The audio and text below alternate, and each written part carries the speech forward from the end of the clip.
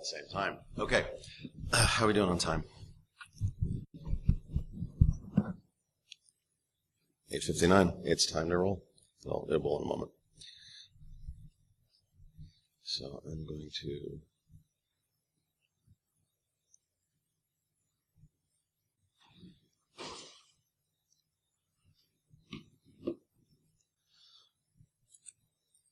Okay. We got a few people. It's a good start.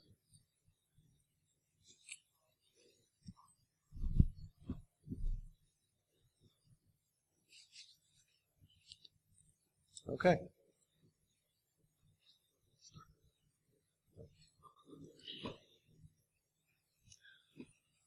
Good morning, everybody. I'm amazed and impressed that you're alive, here, sane, functional. Okay, we'll leave sane out. You're here, 9 o'clock in the morning. But it's been an impressive first day of Derbycon. We're now on the second. It's a lot of fun.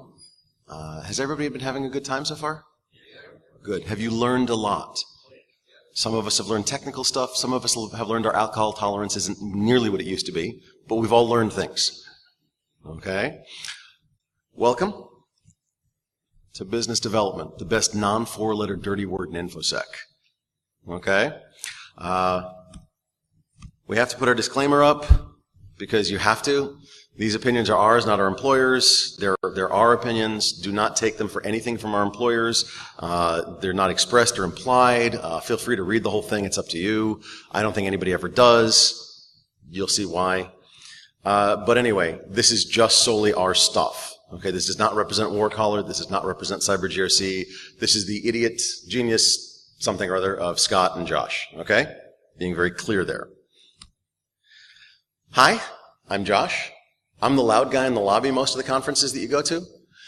I've been just about everything. I'm an ex-cop, ex-fireman, ex-horse dentist, ex-blacksmith. Yes, not a joke, not lying at all. It is hilarious, but it's not a joke. I'm part of Mindshare and MissionLink. I was a graduate of Mach 37. Damn, I don't think I've ever kicked anybody out that fast. That was quick. Thank you. You've just broken my record. Rob, bravo, sir. Wow. I've been around the block in terms of technology, and I've been around the block in terms of business, and we're here to see and show you why they're actually very similar and very different, and how there's a problem in both that needs to be addressed by both groups acting together. Okay? And yeah, occasionally I sleep. My conference is in 2 weeks. So if anybody's in the Mid-Atlantic region, come to B-Sides, Delaware. It's awesome. But yeah, we're here at a conference, enjoying ourselves and taking conference calls. The other night in the lobby were 3 of us on the same conference call for the same conference in different corners so we could be on the same conference call. It's pretty insane. Shameless plug time, huh? Hey, what are we going to do? Hi, guys. I'm Scott Lyons. I am the VP of Business Development for War Collar Industries. Again, whatever's said in here does not represent War Collar in any way, shape, or form. I've been all over the industry, from federal to civilian, from dark holes in the government to light holes that are just like, what? Why are you here? So I've done multiple B-sides. I'm a goon at DEF CON. I'm a goon at Shmoo. Come see us there. War Collar has a table. Shameless plug. Okay. See, there we go. I'm really known for one heck of a work ethic. You know, it's head down, laser in on your subject until you figure it out. So let's move on a little bit. Let's discuss stuff that we're not addressing in this presentation. Anything technical relating to cats. Nope, virus scans, nothing dealing with that. Okay? Nothing with Krebs, and definitely nothing with this guy. Right? So, business for technologists. So Scott and I sat down and wrote out a talk. And we're like, oh, let's do BizDev, man. This is actually cool. Nobody does BizDev right. I mean, some do, but it's rare. And then we said, that actually is sort of a sequence of talks. And I'd been doing a lecture series about the technology is worth 5%. Let's do a full, complete series of talks. So we wrote out all 6 talks, and we're giving them at various conferences. This one is Business Development, which is the 4th in the series of talks. They're not going to be given an order, okay? We're going to give them all over the country. We've already submitted CFPs for the next 2 conferences. ShmooCon, we've submitted a CFP, and InfoSec World in Orlando, we've submitted a CFP for, to see if we can give more of these. But the talks are basically business for technologists. Everybody here, more than likely, has been a technologist for most of their working life. They've hacked firewalls or built firewalls. They've done pen testing or they've done blue team and tried to keep those damn pen testers out. But what do you know about business? I mean, what do you know about what it takes to start, run, operate, support, make sales for, and then eventually maybe sell your business? And that's a question that we don't think people are sufficiently answering for our community. And this lecture series is how do you start it? How do you get an idea? The technologies are worth 5%. How do you build a product? How do you operate that business and actually sell things and make money off of it? An amazing concept, making money. It's how you pay your rent. Cool stuff. We all have to eat. Yeah. Business development to increase your sales and basically get your business going into the stratosphere. How do you manage your sales when you're big enough that you have a sales team? How do you manage it? And then, how do you sell the thing and make the real money and do that island retirement thing? So that's the B for T Talks, Business for Technologists. So real quick, let's talk about some security as business, all right? The statistics that you're seeing up on the slide are back from 2014 to 2015, right? So this year hasn't finished yet, so we can't really do 2015 to 2016 just yet. So at that time, there were 169 million records that were released via all the breaches that happened, right? There is a staggering number of 200 days before an event is accurately detected. Who knows about the Target hack, right? Well, what product did they have, right? And I don't want to say product names up here, but what I do want to say is that attack was lost in the wind, okay? There was too much noise going on with that product for a sensible person, like any of us in this room, to be able to understand, hey, we really have a problem here and we really need to look at it, right? So, just as a little bit of background for why we're really in the business that we're in. And why we think that there's a business here to be built. Yeah. Why we think that, the idea is, look, we have negative unemployment, right? Everyone here can have a job in, not that long of a time. But if it's so good for for job security, why don't I just cut out the middleman and build a business, make all the money, not just the puny salary they pay me? Well, there's reasons. So there's opportunity, but you've got to overcome the reasons that building a business is hard. Does that make sense to everybody? So let's go over our agenda for today's talk, okay? We have some introductions and definitions. We have nightmares of biz dev, what you're going to find and what you're going to really wish didn't crawl out from under your bed. Yeah. The how-to and the facts of biz dev. We'll get into that. I didn't agree to this one. I didn't agree to that joke. Yes, you did. Yes, you did. Hey, don't fact it up. Thank you. And then why it really matters and how good it can be. All right. Okay, so first thing is, you're going to start a business. Well, what are you going to sell? I'm a pen tester. Great. You're going to go sell pen tests. That's fine. But what if you want to sell, I don't know, some little box that does some specific thing, like an Anana box or a dope scope or a, whatever, a travel router or a Raspberry Pi based logging mechanism that uses ncurses and Nginx to... Or some zero trust model. Or zero trust model, whatever. That, however, is, well, anyway, there are products. Now, a product, there's a method to my madness, bear with me. A product is something that you have manufactured, you rubber stamp out, it makes you money while you sleep. Okay? You sell this, it is gone. Now I can sell support, I can sell upgrades, I can sell whatever, but the product itself, like shrink wrap software, it's in, here's your Microsoft Office, you use it, I don't have to deal with you anymore. If you have problems with it, we can talk. And that's, sorry, we backed it up, but then there's tools. Tools are something that is a product, but only a trained person can use. So if Optiv or some consultancy shop has a product that they use and they won't sell to you, they use it and they charge you for the use of it, that's a tool. So a tool is a product that a consultancy or professional services shop uses in the support of their client services. Does that make sense to everybody? And it's a subtle difference, but it's important. And then there's, of course, services. When you're going to sell that service, that support for that product that you sold, that's a service. When you're going to sell a pen test, that's a service. Okay? Now, in the course of that pen test, if you use, if you use Nessus, okay, you're using a product in the support of a service, that makes it a tool. Okay? Why does this matter? Because the way you sell things, the way you price things, the way you write contracts, the way that you deal with your clients all changes depending on whether it's a product, a service, or a tool. Okay? You're like, really? No, seriously. If you're selling a service, you can sell a service that actually goes on recurring, like SaaS is a service. Okay? Software as a service? I'm not selling Microsoft Office. Here's your Microsoft Office. I'm done. Go away. Okay? I'm saying, here's your Microsoft Office 365. You're going to pay me for it for every month for the rest of your life. Doesn't that feel good? That's now a service. And they make more money off of you because of recurring billing. Ooh, recurring billing. We like recurring billing. So that's product, services, and tools. Okay? Does that make sense to everybody? Sorry, that's a weird one. It's just the start of the weird stuff, though. Right, let's get really into the weird stuff. Right? There's a lot of metrics that you should be tracking once you feel that you have your business development, your business, once you have it established, right? So everybody says, hey, great, I can do stuff. Why don't people pay me? Well, you have to go out and you have to get them. And that is what's known as building your pipeline, right? Pipeline, right? Yeah. No. Stop. Don't go. No. Okay.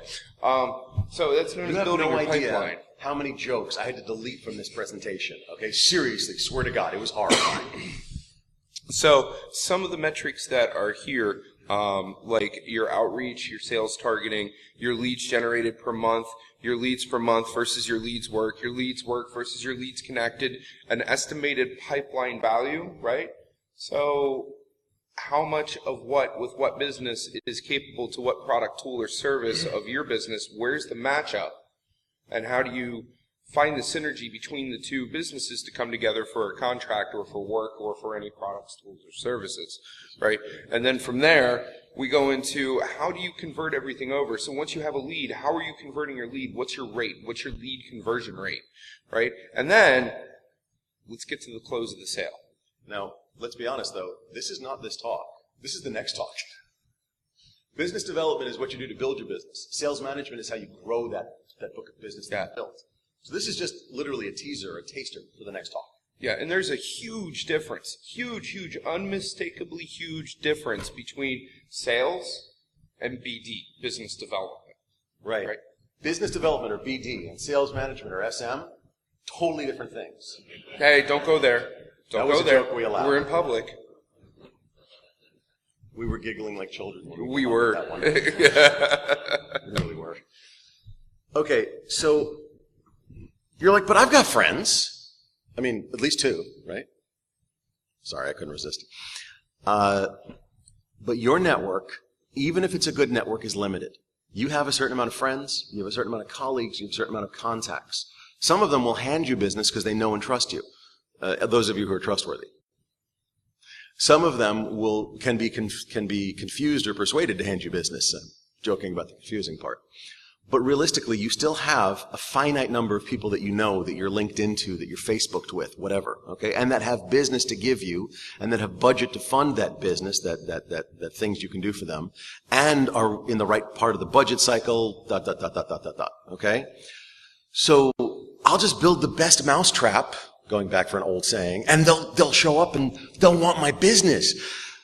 No, not really. Is your name Elon Musk? Because if not, no. Okay? So not everybody you know wants to buy what you're offering. Well, that's what I talked about. Do they need what you're trying to sell? Do they have the budget? Are they in the right point in their budget cycle? Do they have the go from their management, et cetera, et cetera, et cetera? Look, you gotta get out there and find new customers. Because once you have a process for getting new customers, you'll keep getting new customers. Okay? Because again, you can have 5,000 friends because you're the most gregarious friggin' geek in the world. But when you hit 4,999 that's giving you business, you're probably close to done. Okay, so. And it's not just new customers, it's also new products, new services, new tools. Yeah. So all of these go into your pipeline, right? So how do you build and run your business, right? How do you move your business forward and keep feeding every single person who has a mortgage that works for you? It's not so much that you look at, hey, I've got a mouth to feed. It's, hey, I have another mortgage that I'm sort of responsible for. Sorry. So I've got to tell you this story, and it's relevant, I promise. So one time somebody went to me and goes, I'd started a startup, which I've subsequently closed, by the way, and I'm actually proud of that. I did the right thing. But I had started a startup, and I was the CEO of that startup. Somebody walked up to me, very, very nice person, and said, I want to do what you're doing. In 3 years, I want to be a CEO just like you and making millions of dollars. And I looked at her and I went, really? Because I'd love to know how to do that too. And she said, well, what do you mean? You're a CEO. You must make lots of money. And I went, can you give me an example of a CEO in InfoSec that's making lots of money? She goes, Dave Kennedy. I went, great. Dave Kennedy's a fantastic example. So let's use him as our exemplar, right? She goes, okay. I said, let's explain how you do that to make millions of dollars as a CEO of an InfoSec business. She goes, great. I said, number one, go become a CISO of a multi-billion-dollar business, because he was at Diebold, if you didn't know that, and he was their CISO. I said, number two, spend the last 3 years of your tenure there building the contacts and the contracts. He had contracts signed before he ever left. Okay, at least verbal contracts if he wasn't allowed to do them for his agreements, but whatever. He had contracts before he ever left Diebold, and he spent the last 2 or 3 years doing it. So be the CISO of a multi-billion-dollar company, spend the last 3 years of your time carefully planning out a well-executed and well-implemented plan for getting contracts of entire countries' InfoSec, okay? And multi-billion-dollar companies going, Dave, we love you, we want you to do our InfoSec. Get that. Then go out and start the company with people you've already hired, already have, already know, and with the contracts you've already acquired while somebody else is paying you a salary. Hey, that's a great way to start. I said, but first, go become the CISO of a multi-billion-dollar corporation. And she went, And good luck becoming Dave Kennedy. Honest picture. Yeah. That happened. So, we want to be clear. We're assuming you're not the CISO of a multi-billion-dollar corporation. That's why we do these talks. Okay? But we want to assist you in understanding the perils, pitfalls, and wonderful, wonderful advantages of doing these kinds of things. So, that's what to do. We hope it's valuable. You're up. Oh. So, let's get dangerous for a minute. Okay, let's talk about the real American horror story of this stuff.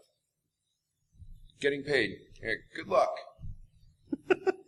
Money up front is wonderful. As a small company, it's kind of tough to say, hey, I've never done this before. Pay me now and I'll do the work afterwards. They're like, yeah, sure. Okay?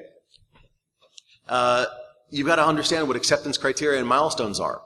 You've got to get, well, can I get half up front? Do you pay your mechanic half up front? Do you pay your plumber half up front? Because I tell you right now, and I'm being very honest with you, InfoSec is being commoditized. InfoSec is specialized already. We know that. How many people here would say, I am an InfoSec practitioner, meaning that they do everything? Okay? One guy. One guy in the back does everything. You do forensics? You do pen testing? Vuln scanning? Threat intelligence? Fantastic. Technically speaking, everybody in InfoSec can do a vuln scan. Do you do it as well as somebody that specializes in it? All right. So, and I respect that. Well said and honest. So we've got an industry that is specializing and commoditizing. It is starting to become a value-based system. For example, has anybody heard of a pen test sweatshop? Did you know you can get a pen test done for $8 per IP? Yep. No joke. Okay, so everybody that goes, well, pen testers will always make $300 an hour. We'll see. I'm betting against that. Irrespectively, if you're in a value-based economy, you've got to be very careful about trying to get paid. You've got to make sure you get paid. You've got to make sure you get paid at least some up front, but you've got to build the reputation to get paid up front. You've got to building the reputation requires you get jobs done. To get jobs done, you need to get money. To get money, you need to get paid up front. It's an amazing concept. It's really, really chicken and egg. Okay? So, and it's really dependent on the terms and conditions. Write them carefully or have your lawyer do it. Oh, wait, that's expensive. Crap. It's all about this money, isn't it, guys? See, but with anything, though, it takes money to make money, right? And to add on to what you just said, always know who you're getting in bed with in business, okay? Whether it's, okay, that was awkward. No comment. No comment. It comes down to how do you protect yourself, your business, your partners, your associates, your people, all of those mortgages that you now have working underneath of you, well, be a stickler for paperwork. Okay? A little bit of money up front with a lawyer to make sure that you get all your paperwork squared away is a good thing. Okay? So what kind of paperwork can you do? Well, here it is. Your NDA, your MSA, your SAL, your acceptance criteria, your T&C, your professional accounts reliable. It's just, receivable. I call them reliable. Right? There's a joke there. Be a stickler to paperwork. Make sure you have everything you do in writing. Period. We can't stress that enough. And when I took the dirty jokes out, he started adding things like there's a leak in the engine room. Get it? There's a leak in the engine room. Okay. Nobody eats vegetables here? Paperwork's don't important. Don't go down with the ship? Okay. You know I was going to get that in. Oh, bad. No, it's not as bad as this, though. So you and your other friend, well, this could be your other friend, which we don't talk about. I call them pizza slut geeks. The ones you put pizza in what? Pizza slut geeks. You put in a closet with a hole in the door big enough to get a pizza and a 2-liter of Mountain Dew through. Yep. Because sometimes people just don't want to be like, leave me alone. Okay, you're in your corner. Have a nice day. But the rest of us, like the ones who are here, you're here because you want to expand your horizons and learn. But we're not calling you pizza sluts. No, absolutely not. You're here. That's kind of the differentiator. So realistically is when you get that pipeline moving or you think that you have something valuable, something tangible that you can then move towards a statement of work, NDAs, MSAs, all that crap we just talked about, you have to find people to get to do the work, right? So we hope that you have a good enough contact list where you could say, hey, you want to come do work for me? You want to come wear my shirt? Okay. I have to give you one, don't I? Yes, okay. So that's pretty much how it works. And then you guys come together, figure out a rate, sign everything in paperwork, make sure it's set in stone per the agreement of the SAL, the statement of work. Get an NDA from them. Yep, cover your six. You have to basically make sure that you're an employer at this point, and you're covering your liability and your client's liabilities by doing this stuff. Oh my God, can't I just shake somebody's hand? Absolutely. But you know what a contract is, everybody? This is not a joke. Does anybody have a definition of a contract? Wrong. Absolutely correct, absolutely wrong. Yep. A contract is an understanding. Go ahead. I'm sorry, speak up. Speak up. Okay, you're right. So you're going for the legal definition. It requires consideration. The realistic definition of a contract is an understanding of the rights and responsibilities between the contracting parties so there's no confusion later. If I say, you're going to be doing the vuln scan, you're going to be doing the pen test of these IPs, you're going to be doing the pen test of those IPs, and I have it written down, and I say, for that I'm going to pay you whatever, some amount of money, X, units, Y, and Z amount of money. 10 units, 20 units, okay, 10 units. Whatever. And he goes, well, I did his IPs because he wasn't doing them, so I get all the money, right? And he goes, wait a minute, I was about to start. What the heck? That's confusion. We don't need the confusion. So we write things down so that you understand, because it's a lot easier to ask dumb questions or rather silly questions up front and write it down than try to do it on the back end and go to court.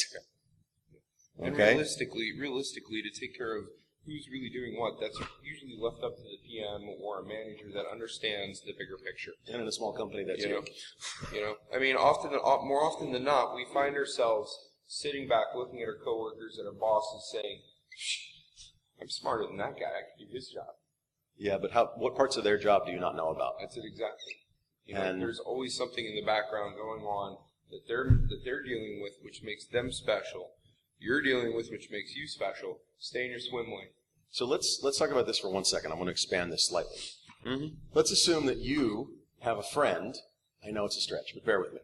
And I'm sorry, I couldn't resist. I'm so sorry. Jackie will be his friend.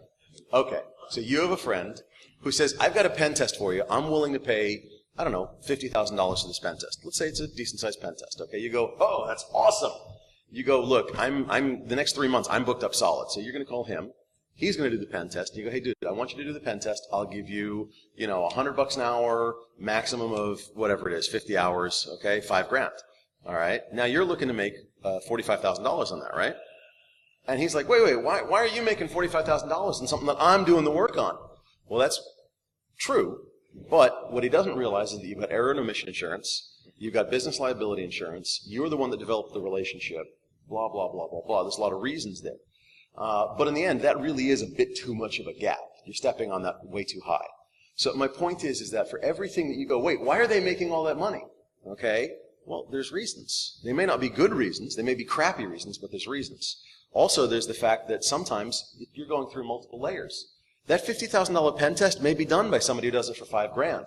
And every person in that chain may only make $5,000. I'm making numbers up here, bear with me. May only make $5,000 in profit. It may have gone through 17 different layers. Literally, in our business, that happens. 17 is a bit much. Probably 3 to 5. That happens all the time.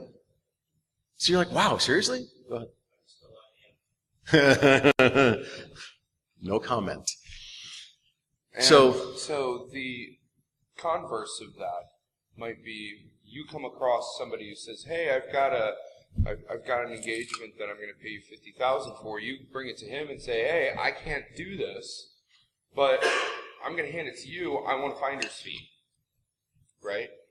And he says, well, great, 20%. 20% is actually a standard finder's fee. Yeah.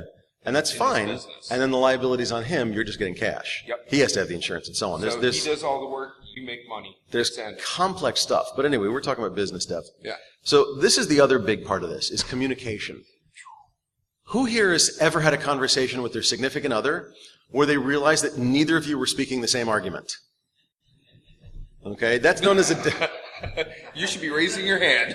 Yeah, especially because my wife is raising her hand in the back. That's known as a disconnect or a rupture. And my favorite story about this is a guy that married a lovely woman, and he got sick. Now, neither of them in their courtship had ever gotten sick before. In his family, when you got sick, you went to bed, and somebody came with large glasses of orange juice and tea and toast and took care of you. Okay? In her family, when you got sick, they left you alone because they didn't want to get sick. They figured let it die out, the disease, the cold, the flu, whatever. Let it stop with that person. So you would creep in the middle of the night and get food, back to bed and be miserable. But when you're done in your week of misery, nobody else has gotten sick. Okay? And in her family, juice was something you drank in little tiny glasses on Sunday as part of the ceremony or whatever. So he got sick. He retires to his bedroom. He loudly announces, I'm sick. And he expects tea and toast and orange juice in large glasses to show up at his, show up on his bed. Oh, honey, it's okay. That routine. And he, 6 hours later, he's like, wait a minute, I'm hungry. He goes, honey, can I get a glass of juice, please? Maybe she doesn't understand. And she brings a little tiny glass of juice. He's like, oh, you don't care about me. You don't love me. And they had an argument. And he realized after a little while that their scripts were not compatible. They had scripts that they lived their lives by. And in this case of illness, they did not mesh at all. So they had a disconnect or a rupture. They were talking at each other, not with each other. And he said, okay, we need to sit down and discuss the past. And they did, and they came to an understanding. Eventually, he learned to accept glasses of juice left at his doorstep, and he never gets to see his wife when he's sick. But that's cool. It works for them, They came to an accommodation. The point is that when you're talking and you're explaining why the network being flat is a problem, and they're going, does it affect my ability to see cat pictures? Well, no. You're talking different languages. Did you know that 14% of the internet's traffic, unverified, 14% of the internet's traffic is nothing but cats? Did you know that 89% of statistics are made up? Only 60%. Abraham Lincoln said that. Yep. With his iPhone. When you do a presentation, a talk, a meeting with a business partner or a potential business partner or a prospect or a customer that we want, you have to understand how they communicate. I did a workshop at B-Sides Detroit. I showed up for a 15-minute talk and had a 4-hour workshop to do. It was interesting. But I split the room into compliance, security, and executives. And I said, okay, you compliance people, here's your list of problems. Security people, here's your list of problems. Executives, you have one problem. You have to take and solve the problems that they want to do, that they have, with the solutions that they want to do. But if you go over budget, you get fired. Well, what's our budget? Not telling you. Okay. So you better balance pretty carefully. By the time the security people got done explaining what a flat network was, that was a real example, by the way, and that was a real line, but does it affect my ability to see my cat pictures? I thought the guy's head was going to explode, okay? It was hilarious. Does it affect our ability to do business? No. Well, then why do we care? And it's like, wow, they really don't speak the same languages. We had participants taking notes like, worry about cat pictures. Like, it was great. If you don't speak a language that your audience, your prospect, your client, your customer can understand, you are not going to make a sale. And check. It goes further than just English. It goes further than just Spanish or Farsi. Or if you're from Djibouti, it goes further than that. It's a deeper level of communication. It really is the quintessential, quote unquote, and sorry to borrow this gene, Muggle speak. If you can understand where they're coming from, and you can resonate with that, you can communicate with a prospect. If you cannot, you will not. If you use jargon, they will not listen. Their eyes will glaze over. If you can explain why they should care. Look, I'm in sort of the entrepreneurial world, in the DC area especially, okay? And I get people coming to me saying, I've got this great product, would you listen to me? Sure, I'm a great practice pitcher, okay? Pitch your thing to me, let me listen. And 99.9% of the time, I have to stop them 3/4 of the way through or all the way through or whatever, and I go, hey, you didn't answer the question. They're like, what question? I go, the so what? Why do I care? And they go, well, don't you understand there's a problem? I'm like, no, you never posed one that I have. Well, if you're a big executive, you'd understand that. I'm like, no, they won't. Because I'm putting myself in the mindset of a big executive, because I practiced. When I was at Mach 37, I worked with a lot of executives from a lot of large companies to understand how they thought. And believe me, it is foreign bloody land. Okay? You have to answer the so what question before you will get anywhere. And that's communication. And I've belabored this, I'm sorry. But, hey, and by the way, what you're wearing counts. Wearing the ShmooCon t-shirt to the presentation, it might get you points if they're a ShmooCon attendee or if they know what ShmooCon is. If not, you've just shown up in a grubby t-shirt to a serious business meeting. We have a problem here. Well, it also depends on knowing your audience, too. That's it. So if your audience expects you to show up in t-shirt, jeans, and your hair to be blue mohawk, trust me, there are people out there who think that hackers look like that all the time. Ask him to take his hat off. It's actually not blue. Oh, wow. You washed it out finally. He had a blue mohawk at DEF CON. So there are people out there that think that we, as the hacker community, should look a certain way, should smell a certain way, right? That was just good timing, act, sorry. should breathe, should function, all like we're that guy that we said we're not going to talk about. Even though there are people that are like that, that is not the bulk of us. Yes, a lot of us have beards. Yes, a lot of us are, some of us are overweight, although I'm working very hard. And if you missed the Prez's talk on obesity and infosec, you should definitely watch the recording. But look, real communication is there's a problem, here's the problem, here's a solution, do you want to implement the solution? The house is on fire, get out of the house. It's October, sprinkle the servers with antivirus juice. That's his line, not mine, I swear. Well, who saw the report of the company that brought in some mystic to throw holy water on the servers in the server room to ward off viruses? I'm not kidding. This is not made up. You were serious about that? I am 100% serious about that. I thought he was joking. No, okay. This is not made up. You cannot make this up.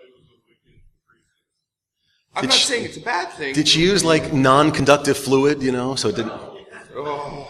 All right, so look, the way we want to communicate is reason. There's a problem, here's the pain point, here's the problem, here's the solution. You can also use force. Has anybody heard of rubber hose decryption? I should have put the XKCD on here. The XKCD goes, oh my God, his laptop's encrypted. We're going to have to build $1 million cluster to crack the encryption, the real world. Here's a $5 wrench. Go beat the key out of him. Okay? And so we don't want to use force, especially for clients. They have this thing called procurement department that won't pay us if we do that. And the police will be upset with us. We want to use reason, but we need to use reason that they will understand. Yeah, and no matter what, every conversation that you have, to help finish the previous slide, it's okay, don't worry about it, don't worry. Go. You had to do it. To help close this out, ABC, it's at the bottom, it's very easy to understand. Any conversation that you have, you always should be closing the conversation, which means you always take an action from any conversation you have. Right. Right? It's just like this. So we figure out what works and what doesn't in a presentation. The next time we do something like this, we know our action items to move forward. Or you go into a pen test. Well, I really didn't go that deep on port 80, which is HTTP, on the pen test. So next time, let me take an action and move that forward. So the next time I know what I'm going after, right? So that really goes into mistakes. That's actually a really good parlay. I never thought of that. So it goes into mistakes, lessons learned, right? So what kind of mistakes? Remember that magical thing we were talking about at the beginning called the statement of work? Okay? It says, I'm going to trade my services X for dollar amount Y, right? Or unit amount, or sec, or whatever. So a lot of people like to say, well, I'm paying you $100 an hour to do this. Can you also do this? So if I'm paying you $100 an hour to sweep this floor, by the way, can you also wash? Hey, can you also wax the floor? Is there any way we could go bowling on the floor as well? Can you prep it for that? That's great. Okay, let's build a rocket ship on the floor. Well, wait. You're saying we can't do that? Let's leave the door open if it's locked. Security. Let's leave the door open if it's locked. I want to let people in. Yes. And that actually occurs in a fixed price job. If you're getting paid $100 an hour, do whatever the hell they want. Okay? Well, to a point, be careful, never mind. But if you're doing a fixed price job where you're getting $1,000 to do a pen test, they go, hey, by the way, would you wax the floors as well? No! You're going to have to pay it's going to cost more. You. Yeah. You're going to have to do a new SOW. Yeah. Ooh, somebody works for the government. Okay. Who's the Fed in the back of the room? Spot the Fed! Spot the Fed! Just busting on you, man. He's turning red. We can see it up here. Oh, it's the Fed alarm. Fed been detected. Fed been detected. So look, there's scope creep, which is like, hey, you're doing the pen test on these IPs. Can I add 3 of them? And can I add 3 more, and 3 more, and 3 more? Then there's scope grab, which is, hey, you're doing the pen test on these 10 IPs. Here's 100 more. Wait, you're going to do it, or I'm going to cancel the entire contract. And people will abuse your statement of work. Mm-hmm. It is a natural human reaction to say, oh, and 1, or and 2, or, oh, by the way, and 2 million. It is natural for people to do this. Expect it at some point in any contract you're working in. It's just like your friends coming up to you saying, hey, can you give me a ride? Oh, by the way, can you stop at Circle K? Oh, by the way, can we go to the movies on the way to your job? Can you just drop me there? Oh, wait, I got to pick something up before I go to the movies because I need to smuggle in some alcohol. At a certain point, you just go, sure, drop them off and drive off. That's exactly. We have fired clients. And if you start a business, you will fire clients. You will. Just like you will look. But then there's the other side of the coin, which is they go, hey, I've got 100 IPs that I need you to pen test. How long will it take you and how much will it cost? And you go, oh, it'll take me about 3 hours and $50. They go, fine, here, sign. You're like, wait, that was per IP. Like, sorry, you said something. Yeah. You can misprice something in a heartbeat. Plus, how about, I need you to pen test a website. Can you define a website for me, please? Can anybody here define a website? Okay, yeah, exactly. Why? Because they're like, well, it's just this one URL. You're like, oh, one URL, what's the big deal? Until you find out it's a massive chain thing of login screens and different web apps with Citrix over here and like RDP over there, logging into some ancient client server COBOL platform run on an AS400, and you're just like, I'm screwed. So be careful of your pricing and your scoping. Now, your communication with your potential clients, I mean, you have to do your communication at your own leisure.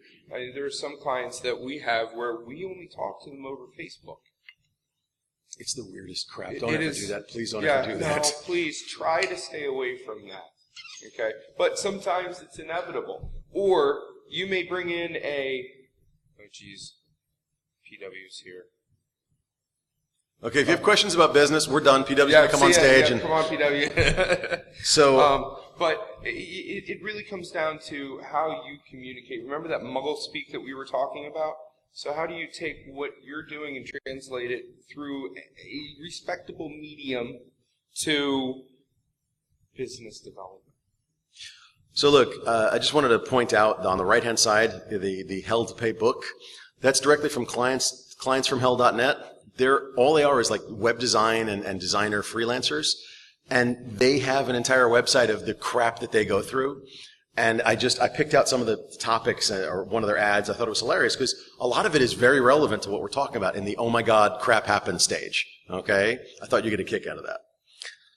Okay. So now, here's the real meat of the talk. Yes, we've already gone through most of the time, but we're going to get there.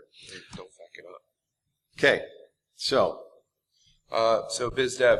So really, biz dev comes down to a couple of different key factors, right?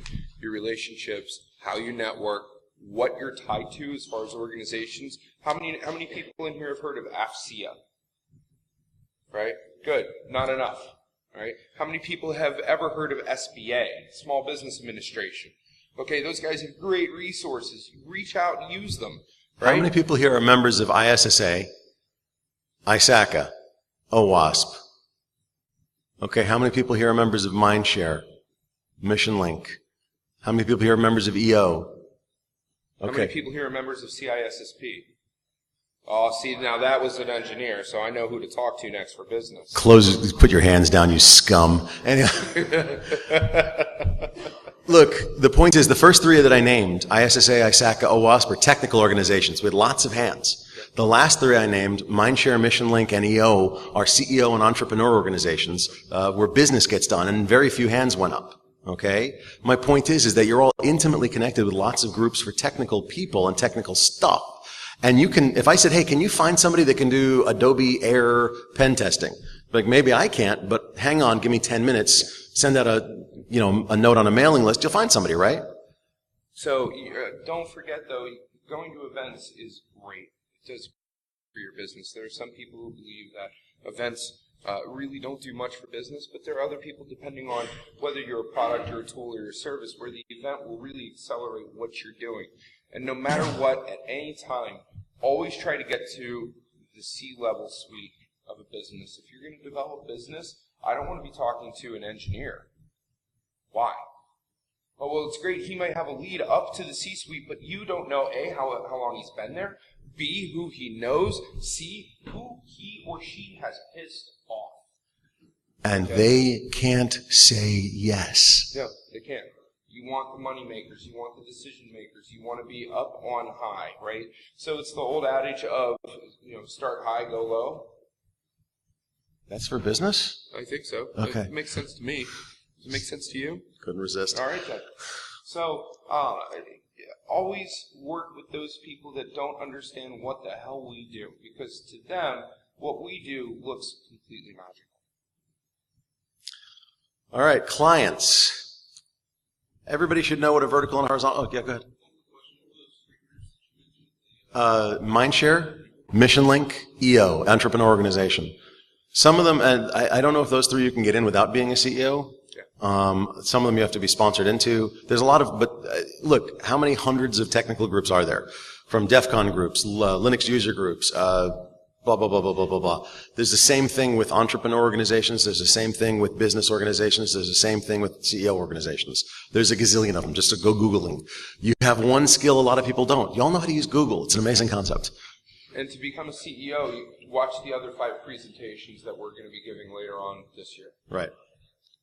Shameless plug, sorry. Okay, so does anybody not know what a vertical or a horizontal are in terms of business? And don't be shy. It's okay. I didn't.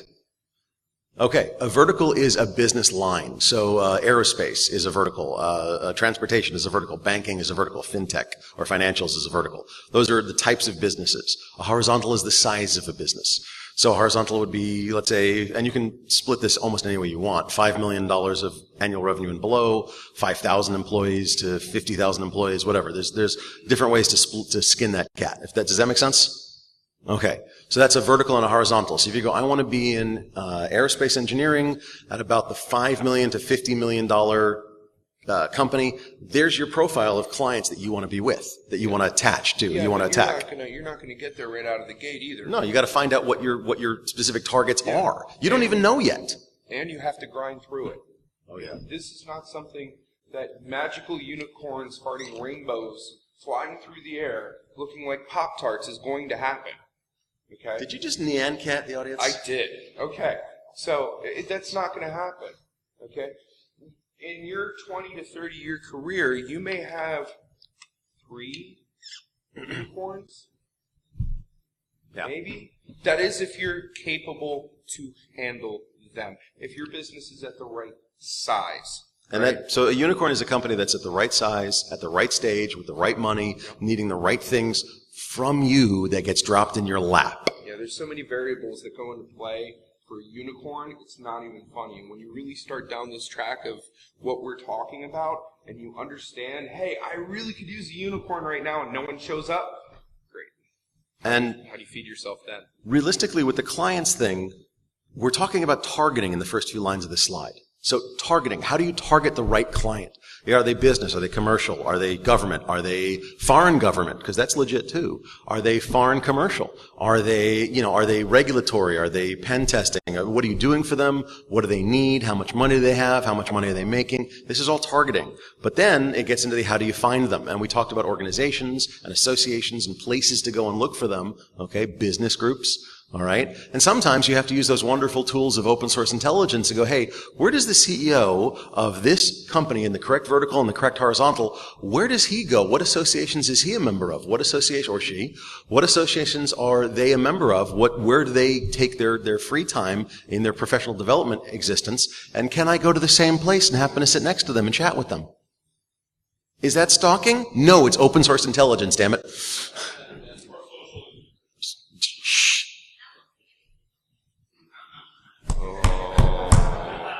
I think we just got trolled. By my wife. Yep. So how do you get on their calendar? Same idea. You've got to get some information. You've got to find your people that you want to talk to, and you've got to make up and get to them in a certain way that is appropriate, that is presentable, that is proper, but that invokes their interest in you. Okay? And get referrals. Last quick thing. Get referrals.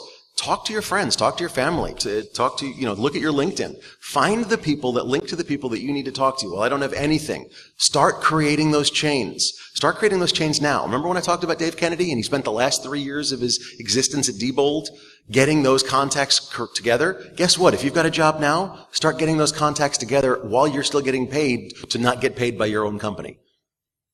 Okay? Start making those chains of relationships and referrals happen now. And you're here. That first step. That's awesome. Okay? Trust me, in a few years we'll all be saying our first name and going, "Hi, Josh. I'm an entrepreneur." He got the joke. Serial Okay. Entrepreneur. Make those referrals happen. Don't sit back and say, "Well, I'm going to stick to my group of friends." What kind of disservice are you doing to yourself? The key number one point of our community, these conferences, events, is what? To get to know people. Okay? I thought it was drinking.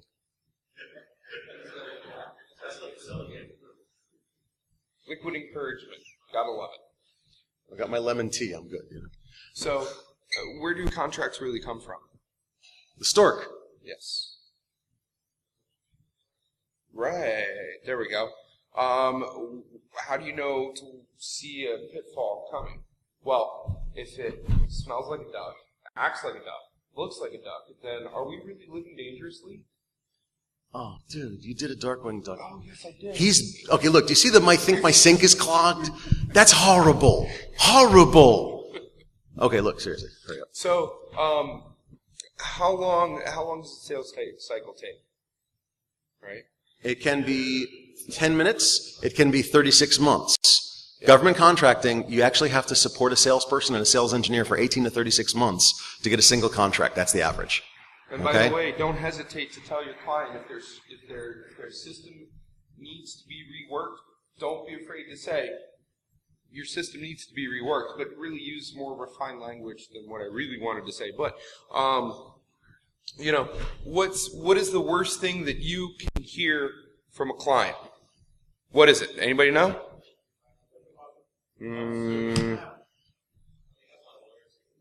That's actually really close. We should talk about this next month. Oh, we didn't hook up the audio. Yeah. Okay, we didn't hook up the audio, but the screaming sheep. So look, things that get in your way are called sales friction. Things that help you move things along are reducing sales friction.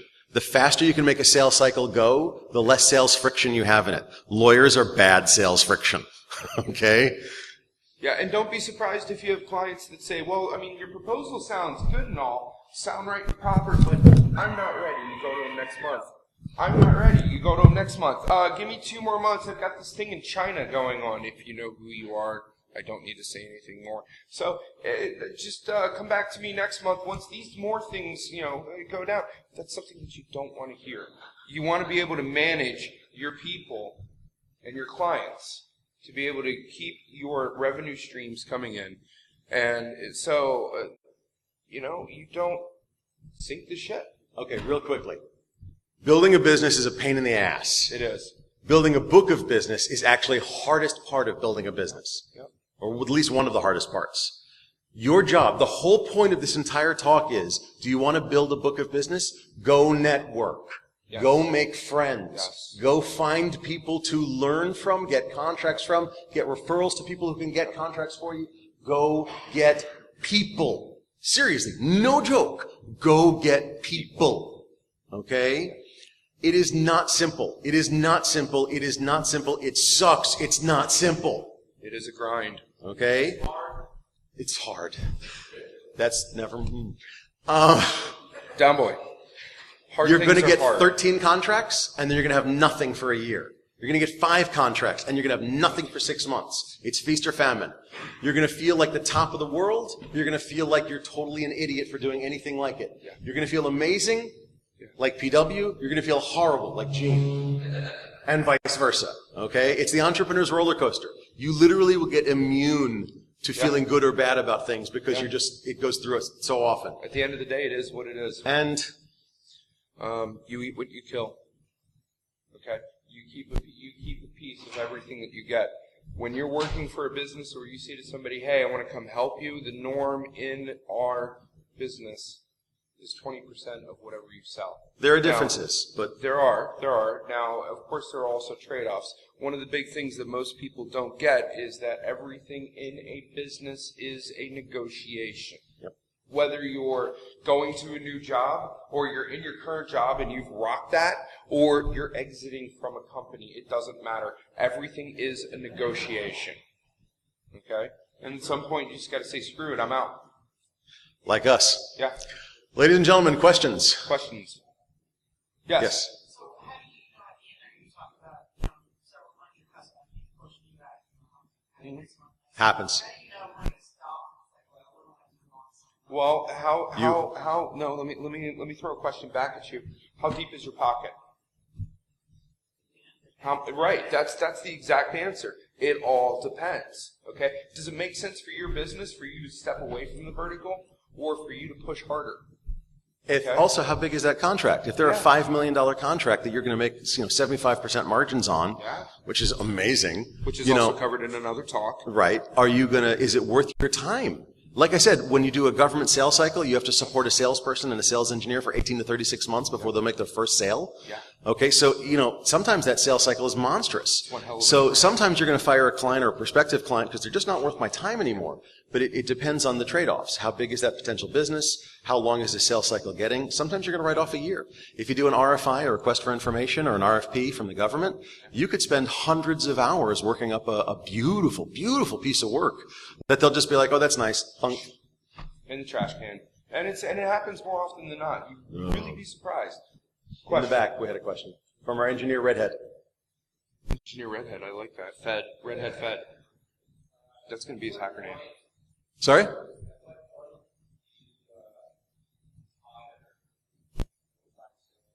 I was just talking to a very, very prominent member of our community about that, and the answer is as fast as you can and as slow as you can.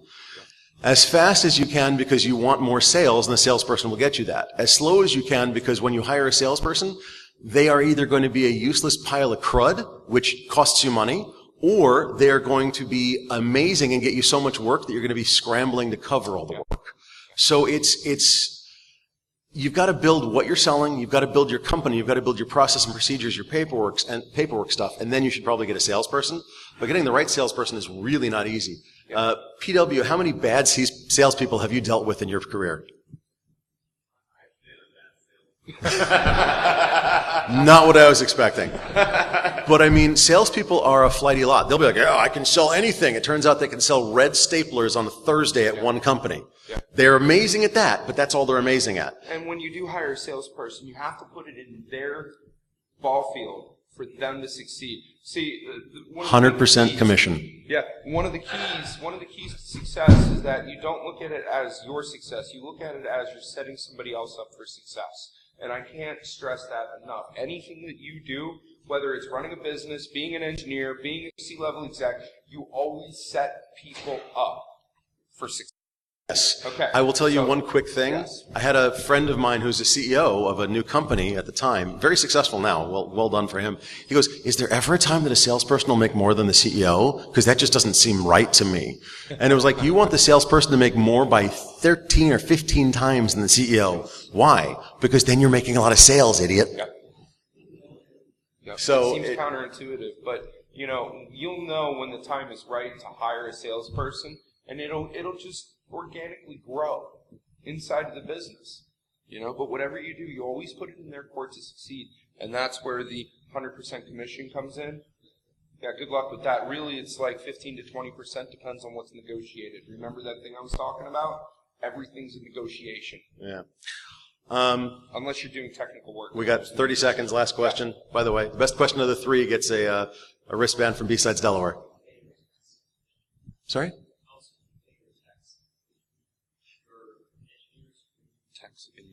Oh yeah. If you pay your engineers because they bring you business, you should pay them money. Yes. Pay them a commission. At least give them a spiff. Give them new laptop, iPad, lab, something. At the very least, get something. At least you can write the damn thing off. Oh my God! If you can write off a piece of equipment, hand it out like candy. And okay. That's also another talk. Yeah, we'll talk about that later. That's actually it. You get the behavior incentivized. Anything you metric will improve. This is a warning. If you have a call center and you incentivize or metric call closing, they'll close calls like crazy. The problems might not be solved, but the calls will be closed. Yes. So, but you get what you incentivize. What's that? Yes. Fargo. So, We have to go Fargo. Speaking of going far, ladies and gentlemen, that's thank you. us. Thank you for your time.